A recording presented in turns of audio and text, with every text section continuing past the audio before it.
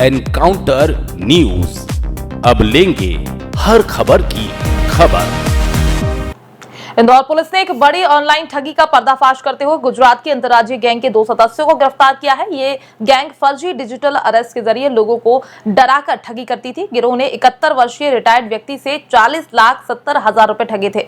Police ने अब तक इस मामले से जुड़े 23 बैंक खातों को फ्रीज कर दिया है और मामले की विस्तृत जांच जारी है। ये गैंग फर्जी सुप्रीम कोर्ट के आदेश और दस्तावेजों का उपयोग कर लोगों को डराती थी। कॉल पर खुद को पुलिस या सीबीआई अधिकारी बताकर ठगी करती थी। इस मामले में क्राइम ब्रांच पुलिस ने 2 आरोपियों को गुजरात से गिरफ्तार किया है और अन्य आरोपियों की तलाश जारी है।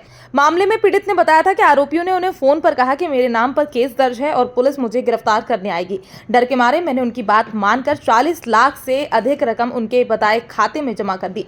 बाद में समझ आया कि ये सब फ्रॉड था। तकनीकी जांच और प्रभावी कार्यवाही के बाद क्राइम ब्रांच ने गुजरात से हिम्मत भाई पिता वालजी भाई देवानी और अतुल गिरी गोस्वामी पिता ईश्वर रिंगी गोस्वामी को गिरफ्तार किया। पूछताछ में उन्होंने ठगी के लिए गैंग को बैंक खाते उपलब्ध कराने की बात स्वीकार की। मामले में और भी जानकारियां जुटाई जा रही हैं। गैंग रोजाना सैकड़ों लोगों को कॉल कर खुद को अधिकारी बताकर ठगने का प्रयास करती थी। बहरहाल पुलिस आरोपियों को रिमांड पर लेकर अन्य मामलों में जांच कर रही है। इंदौर क्राइम ब्रांच की इस कार्यवाही से न केवल ठगी के बड़े मामले उजागर किए हैं बल्कि अन्य पीड़ितों को न्याय दिलाने की उम्मीद भी जगाई है। इंदौर से एनकाउंटर न्यूज की रिपोर्ट।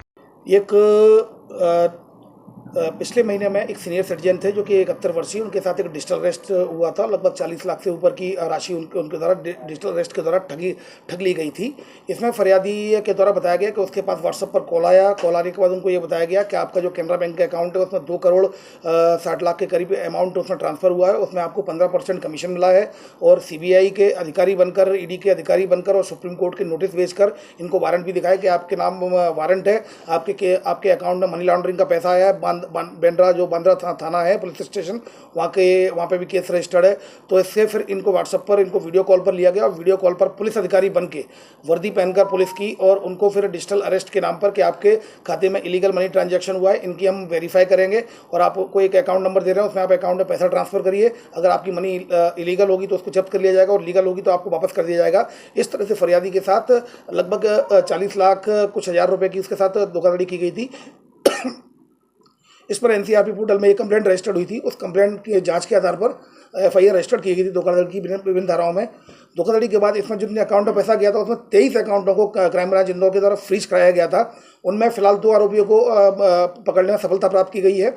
इसमें ये दो आरोपी है, एक हिम्मत है जो कि सूरत का रहने वाला है और जबकि दूसरा अतुल गिरी है जो कि कच्छ का रहने वाला, गुजरात के। दोनों ही आरोपी गुजरात के हैं और इनसे जब पूछताछ की गई तो इनके द्वारा बताया गया कि ये जो अकाउंट उपलब्ध कराने का काम करते हैं, इनमें और भी बड़ी चेन है।